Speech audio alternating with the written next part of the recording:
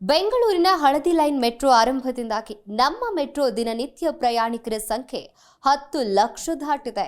ಹಸಿರು, ನೇರಳೆ ಮತ್ತು ಹಳದಿ ಮಾರ್ಗಗಳಲ್ಲಿ ಆಗಸ್ಟ್ 11ರ ಸೋಮವಾರ ಒಟ್ಟು 10,48,031 ಜನರು ಪ್ರಯಾಣಿಸಿದ್ದಾರೆ.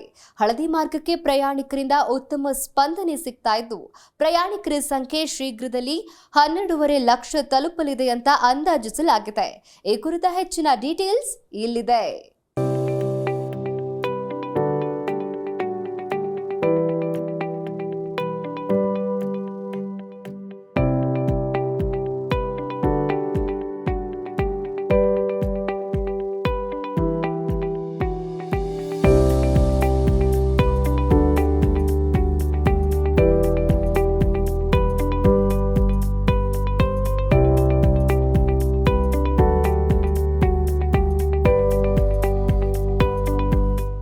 ಲಕ್ಷ ದಾಟಿದ ನಮ್ಮ ಮೆಟ್ರೋ ದೈನಂದಿನ ಪ್ರಯಾಣಿಕರ ಸಂಖ್ಯೆ. ಯೆಲ್ಲೋ ಲೈನ್ ಉದ್ಘಾಟನೆ ಬೆನ್ನಲ್ಲೇ ಮಿಲಿಯನ್ ದಾಖಲೆ. ಹಳದಿ ಮಾರ್ಗಕ್ಕೆ ಪ್ರಯಾಣಿಕರಿಂದ ಉತ್ತಮ ಸ್ಪಂದನೆ. ಹಳದಿ ಲೈನ್ ಮೆಟ್ರೋ ರೈಲಿಗೆ ಚಾಲನೆ ನೀಡಿದ ಬೆನ್ನಲ್ಲೇ ಬೆಂಗಳೂರು ನಮ್ಮ ಮೆಟ್ರೋ ರೈಲಿನ ಪ್ರತಿದಿನದ ಪ್ರಯಾಣಿಕರ ಸಂಖ್ಯೆ 10 ಲಕ್ಷ ದಾಟಿದೆ.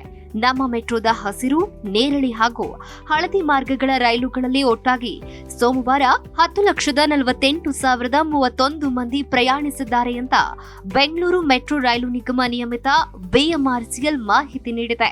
ಇದರೊಂದಿಗೆ ಹಳದಿ ಲೈನ್ ಮೆಟ್ರೋ ವಾಣಿಜ್ಯ ಕಾರ್ಯಾಚರಣೆ ಆರಂಭಿಸಿದ ಒಂದೇ ದಿನದಲ್ಲಿ ನಮ್ಮ ಮೆಟ್ರೋದಲ್ಲಿ ದಾಖಲೆ ಸಂಖ್ಯೆಯ ಮಂದಿ ಪ್ರಯಾಣಿಸಿದ್ದಂತಾಗಿದೆ. ಆಗಸ್ಟ್ 11ರ ಸೋಮವಾರದ ನಮ್ಮ ಮೆಟ್ರೋ ಪ್ರಯಾಣಿಕರ ಸಂಖ್ಯೆಯ ವಿವರ ನೋಡೋದಾದ್ರೆ, ನೇರಳೆ ಮಾರ್ಗ ಲೈನ್ 1ರಲ್ಲಿ ನೋಡೋದಾದ್ರೆ 4,51,816 ಪ್ರಯಾಣಿಕರು ಸಂಚರಿಸಿದ್ದಾರೆ. ಇನ್ನು ಹಸಿರು ಮಾರ್ಗ ಲೈನ್ 2ರಲ್ಲಿ ನೋಡೋದಾದ್ರೆ 2,91,677 ಪ್ರಯಾಣಿಕರು ಸಂಚರಿಸಿದ್ದಾರೆ.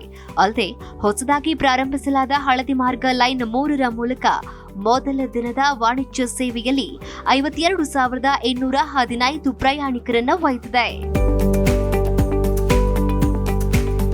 ಹೆಚ್ಚುವರಿಯಾಗಿ 2,52,323 ಪ್ರಯಾಣಿಕರು ಇಂಟರ್ಚೇಂಜ್ ನಿಲ್ದಾಣಗಳನ್ನು ಬಳಸಿ ಪ್ರಯಾಣಿಸಿದ್ದಾರೆ. ಈ ಹಿಂದೆ 9,66,732 ಮಂದಿ ಪ್ರಯಾಣಿಸಿದೆ ದಿನವೊಂದರಲ್ಲಿ ನಮ್ಮ ಮೆಟ್ರೋದಲ್ಲಿ ದಾಖಲಾದ ಗರಿಷ್ಠ ಪ್ರಯಾಣಿಕರ ಸಂಖ್ಯೆಯಾಗಿತ್ತು. ಇದು ಜೂನ್ 4ರಂದು ರಾಯಲ್ ಚಾಲೆಂಜರ್ಸ್ ಬೆಂಗಳೂರು ಅಂದ್ರೆ ಆರ್ಸಿಬಿ ವಿಜಯೋತ್ಸವದ ಸಂದರ್ಭದಲ್ಲಿ ದಾಖಲಾಗಿತ್ತು.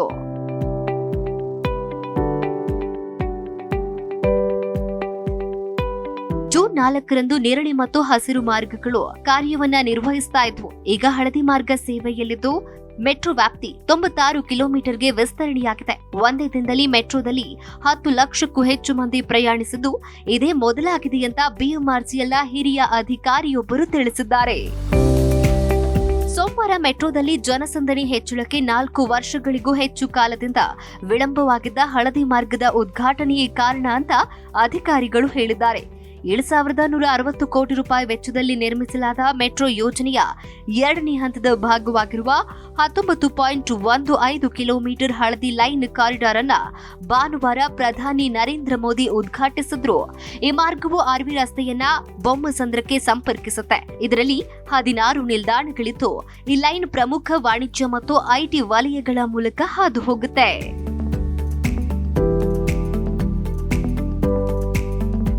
ಹಳದಿ ಮಾರ್ಗದಿಂದ ಬೆಂಗಳೂರಿನ ದಕ್ಷಿಣ ವಲಯದಲ್ಲಿ ಸಂಚಾರ ದಟ್ಟಣೆ ಕಡಿಮೆಯಾಗಲಿದೆ ಅಂತ ಬಿಎಂಆರ್ಸಿಎಲ್ ಹೇಳಿದೆ. ಒಟ್ಟಾರೆ ಮೆಟ್ರೋ ಜಾಲವು ಈಗ 96 ಕಿಲೋಮೀಟರ್ ವ್ಯಾಪ್ತಿಯನ್ನ ಹೊಂದಿದ್ದು, ಮೆಟ್ರೋ ಪ್ರಯಾಣಿಕರ ಸಂಖ್ಯೆ ಶೀಘ್ರದಲ್ಲೇ ದಿನಕ್ಕೆ 12.5 ಲಕ್ಷ ಪ್ರಯಾಣಿಕರನ್ನ ತಲುಪಲಿದೆ ಅಂತ ಬಿಎಂಆರ್ಸಿಎಲ್ ಅಂದಾಜಿಸಿದೆ ಅಂತ ವರದಿ ತಿಳಿಸಿದೆ. ಇನ್ನು ಮುಂದುವರೆದು ನಮ್ಮ ಮೆಟ್ರೋ ಹಳದಿ ಮಾರ್ಗದ ಜನಸಂಚಾರದ ಮೊದಲ ದಿನವೇ ಅಂದ್ರೆ ಕಳೆದ ಸೋಮವಾರ ಎಲ್ಲಾ 3 ರೈಲುಗಳು ಸಂಪೂರ್ಣ ಭರ್ತಿಯಾಗಿ ಸಂಚರಿಸಿದ್ದು, ಹೊಸ ಮಾರ್ಗದಲ್ಲಿ ಪ್ರಯಾಣಿಸಿದ ಜನರು ಸಂತಸವನ್ನ ವ್ಯಕ್ತಪಡಿಸಿದ್ರು.